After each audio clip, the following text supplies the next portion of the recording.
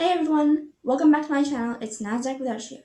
In this video, we're going to be doing a follow-up on ARK Invest's ARK-X Space ETF. And also I want to say that I'm not a financial advisor and I highly suggest you doing your own research before taking part in any investment scheme. Let's get to it. Alright, I'm going to share my screen with you guys.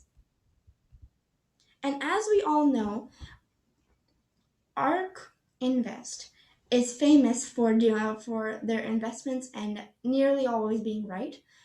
And on a side note, we all know that in 2020, it was a hard year for everybody, and all the retail investments, infrastructure investments, everything hit an all-time record low.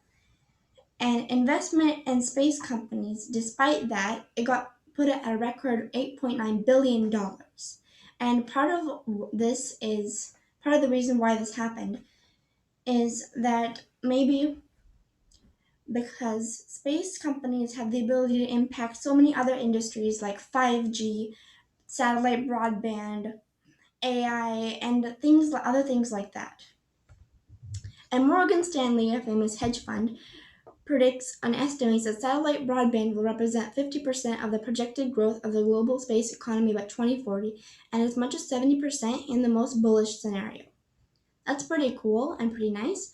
And launching satellites that offer broadband internet service will help to drive down the cost of data, just as demand for that data explodes. And this means that when a company becomes more efficient and more good and more better at producing, manufacturing, distributing products, it gets cheaper. Those products get cheaper.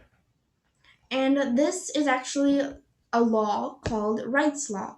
And ARK Invest has been nice enough to pin this for us. And what is Wrights Law? So, pioneered by Theodore Wright in 1936, Wright's Law aims to provide a reliable framework for forecasting cost declines as a function of cumulative production. Specifically, it states that for every cumulative doubling of units produced, costs will fall by a constant percentage. And this is why ARK Invest has launched a space ETF, because it believes that that space products have become cheap enough for us to invest in. And there are four types of categories of space companies that ARK would like to put in their ETF.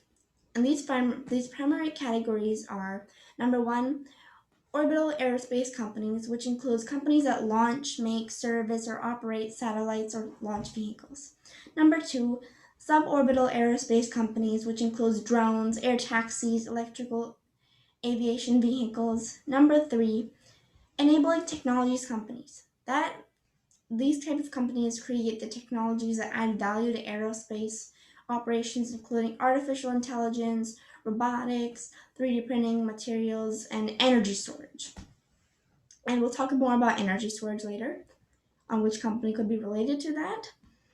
And the last category we have is aerospace beneficiary companies. These companies stand to benefit from aerospace activities, including agriculture on space, internet access, global positioning system, GPS, construction, and imaging.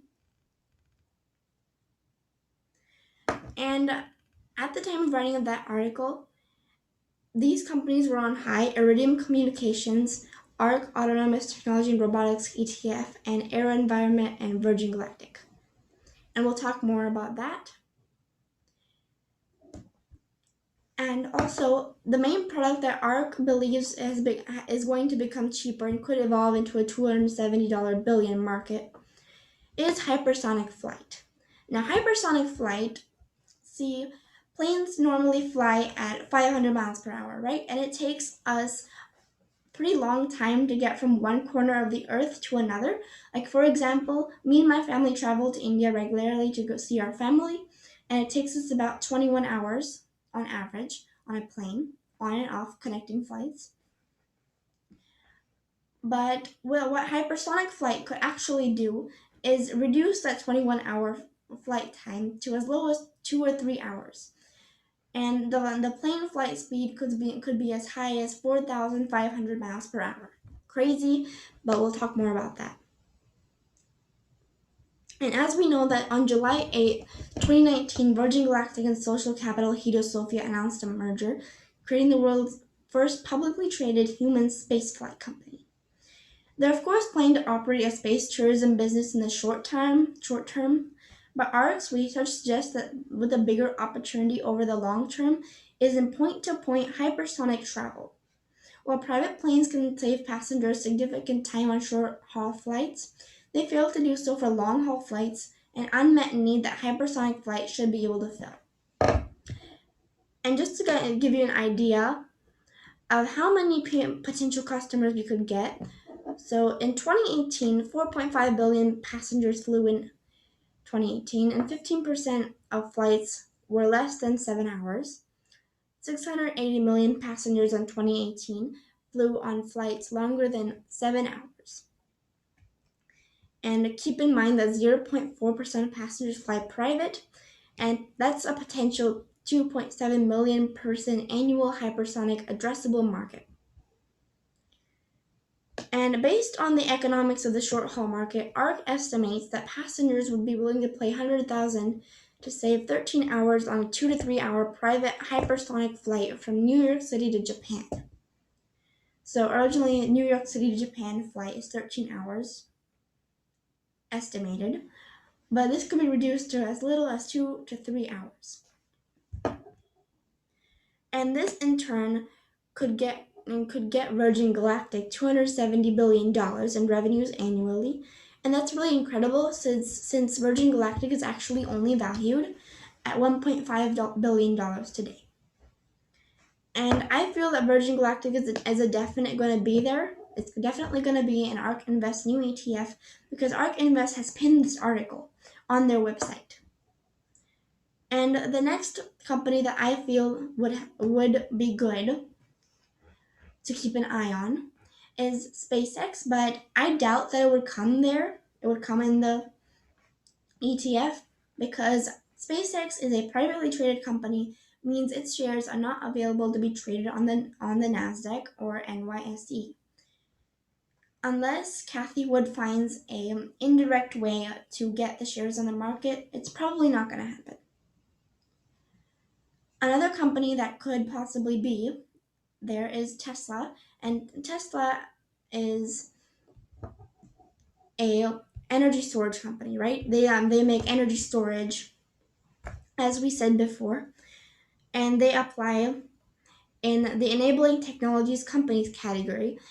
They create 3D printing, robotics, AI, and energy storage, and they fit in there.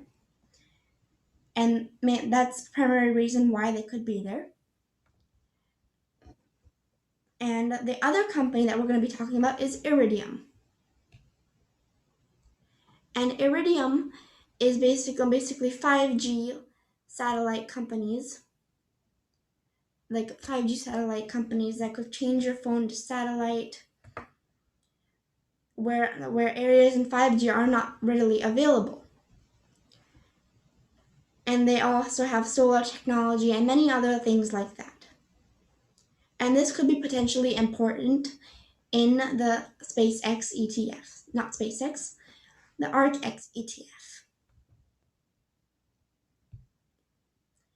And also despite officially being a space tourism company, Virgin Galactic's first commercial flights are scheduled for next year of the hypersonic flights. And Virgin is at its core a travel business. With this in mind, the ambitious company could build itself a moat of being the only travel company that offers hypersonic point-to-point air travel, with a few trips to space thrown for good measure. And that's pretty amazing. And the last company that we're going to be talking about is Maxar Technologies. Maxar Technologies also does satellite communications and satellite Wi-Fi. In areas where you won't be able to find Wi-Fi, they have it covered. They got you covered because they launch satellites with 5G in your area. And they also can convert your phone into a satellite phone to remain connected with the rest of the world in remoter areas. And so that's all for today. In summary, our four or five companies are Maxar Technologies, Tesla, Virgin Galactic, and Iridium. And be on the lookout for these companies and stay tuned for more updates on this. Thank you for watching this video. Be sure to like, comment, subscribe. See you in the next video.